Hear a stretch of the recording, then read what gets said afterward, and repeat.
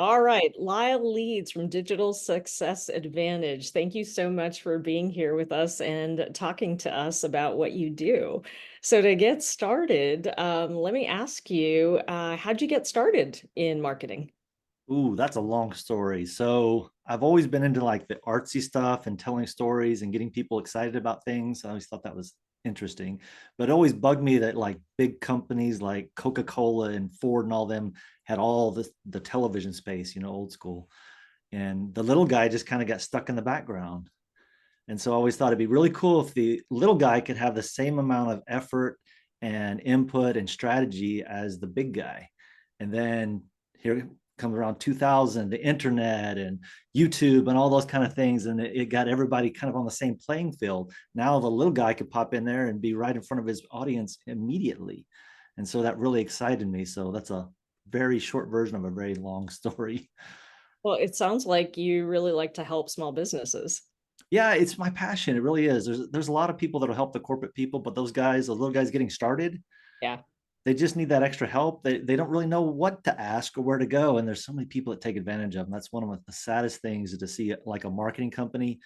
I've seen so many people, I'll save you the stories unless you want to hear them. If you do, just ask and I'll tell them to you. But long story short, there's some marketing companies that they tell you one thing and then they do another thing and basically hold you hostage. And it saddens me when that happens.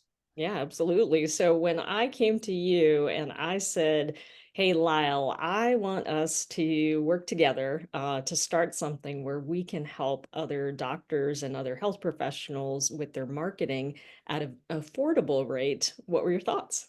Oh, it kind of excited me because there's this there's this trend. You're a doctor and you're going to make a ton of money. Therefore, I've got to charge you a ton of money.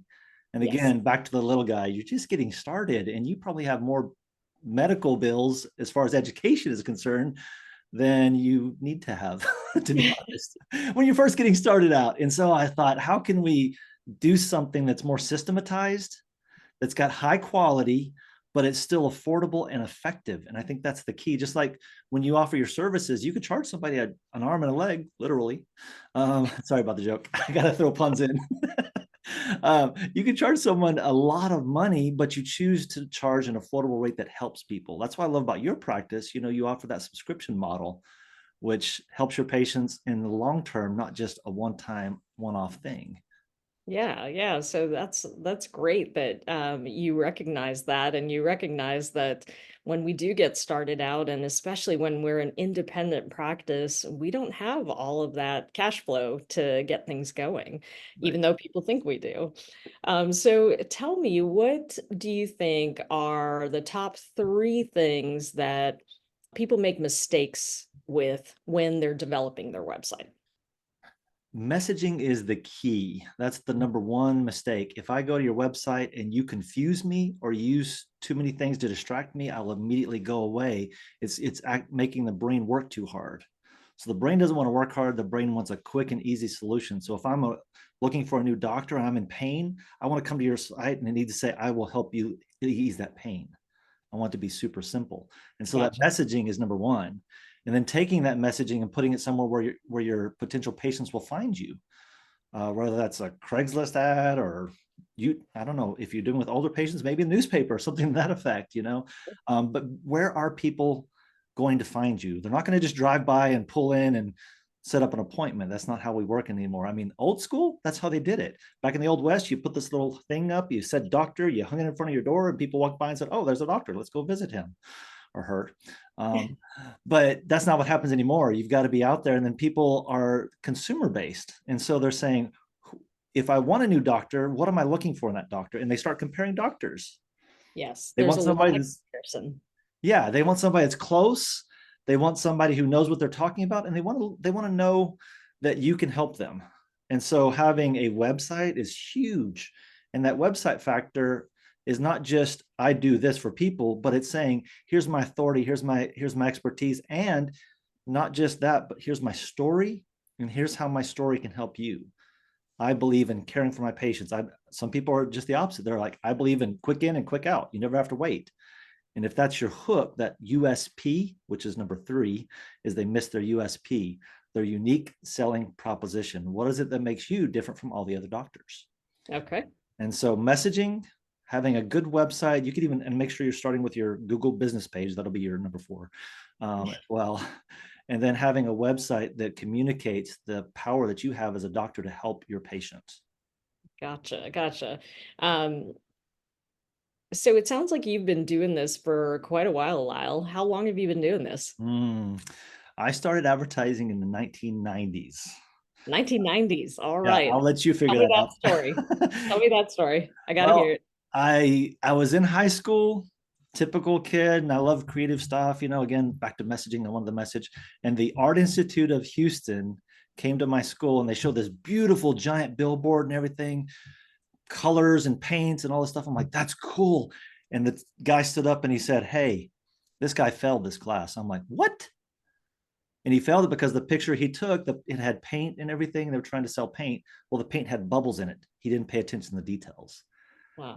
And I was like, wow, if that's the kind of people, if that's the quality of people that this that's going on in this world, I want to be part of that. I want to be that quality so that somebody can see something of high value, again, back to an affordable price. So that literally is how I got into it. It's kind of a weird thing. The guy who actually created the ATM logo, you don't think about those things, but the ATM logo that's on the side of every ATM machine in the world, he was one of my professors. It's kind of a weird Oh, thing. neat.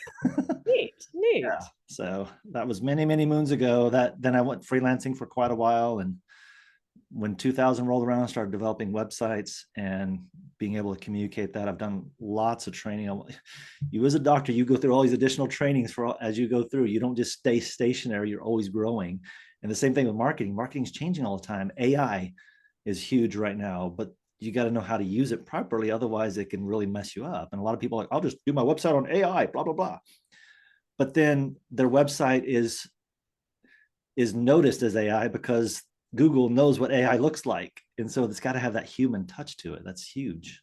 Absolutely. You mentioned that, and a lot of people talk about how AI is going to replace us docs. And, I think there's an art to medicine, and I know there's an art to medicine, and that's not something that AI can replicate, just like, the art of marketing and the human touch, like you mentioned.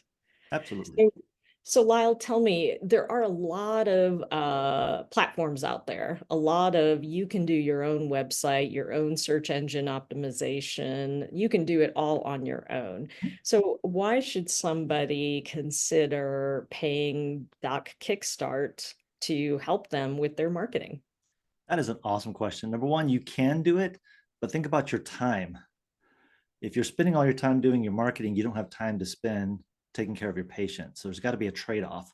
That's the first thing I would tell people. And number two is your expertise. There's a ton of people. I'm dealing with a company right now that for over a year, an SEO company has helped them. And they're only ranking for one keyword and it's somebody else's company name. Oh dear. That's over a year. Yeah. Just reworking their website, setting up the proper SEO standards on their website, which it wasn't done that way either on the website.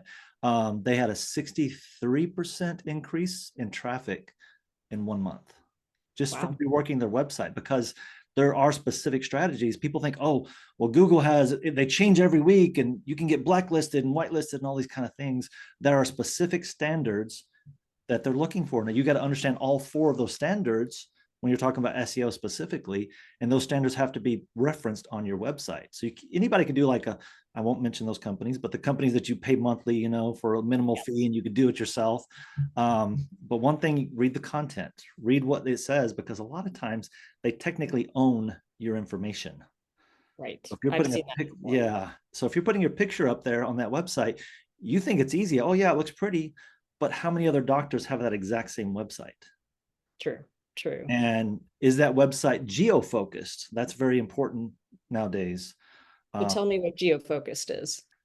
Geo-focused means your city. So if you're located, so we have Plano and Dallas are really close to each other, but they're slightly different cities. And so Hmm. if you're focusing on Dallas, you may lose those Plano customers that might be in your backyard, so to speak. And so geo-focus means having that targeted audience that's close by that would find you more likely. Because somebody, Dallas is a huge city, and somebody in the South Dallas area is not even going to recognize that Plano people exist. It's a Right. different world, literally.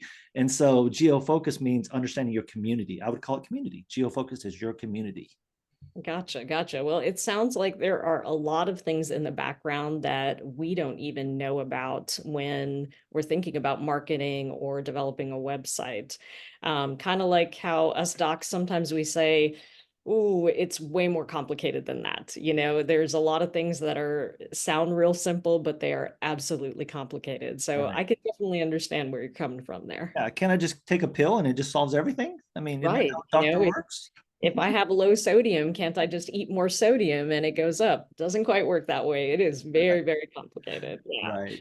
Gosh. Well, thank you so much for your time and for Welcome. educating us on website development and marketing. And is there anything else that you'd like to add and tell us? Your story is important. That's what I would leave you with. Too many doctors, they're trying to be over authoritative and tell all their experience, but your patients want to know you as a person and know that you care. And so that doctor relationship, I'm sure you've studied psychology as part of your training and bedside manner, those kind of things. Patients care about you as a person, just like you should care about your patients as a person. That's great advice. I totally agree with you. Well, thank you, Lyle. Thanks for having me. Have a good day.